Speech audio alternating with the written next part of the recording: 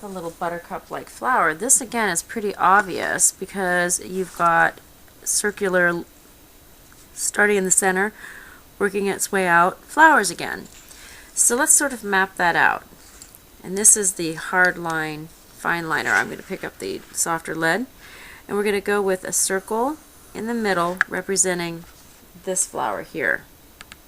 Then we're going to do a circle behind it, and we're going to do this one, which was a bigger circle because, see, the petals are starting to fold up on themselves, curl under. And we've got a flower over here and a small flower inside. So we're going to start coming from the dead center, and we're just going to represent those little stamen with little tiny sort of tubular stamen coming out. Now we're looking more like this flower, but we've got some shadowing or darker shades coming right behind the stamen. Don't color over top of your stamen to get these shadows. Go behind.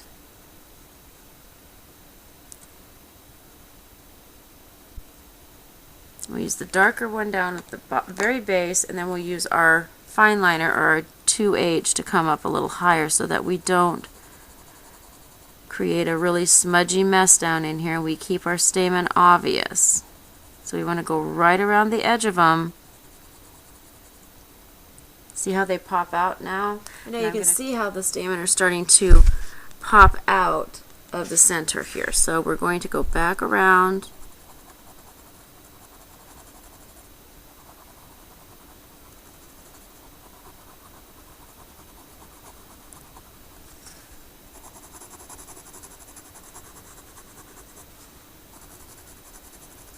Notice that my pencil strokes are staying in the directional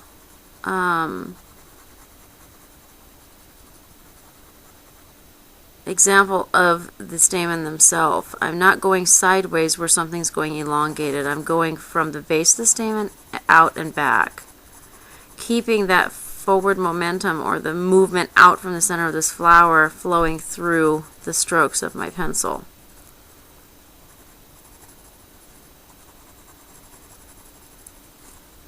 And now we have the very center, but we have to do a little bit of shadowing up here around the edge of these petals. And it kind of goes like so, because we are, believe it or not, at an angle when we're looking at this flower.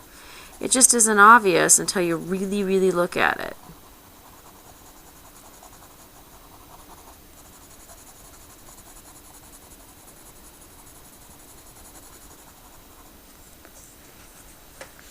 And then we will use our little sponge to smooth these edges up here.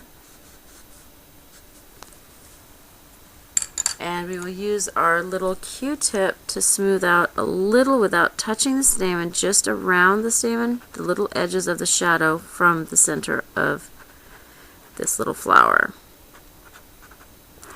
Let's go around the edges of the petals.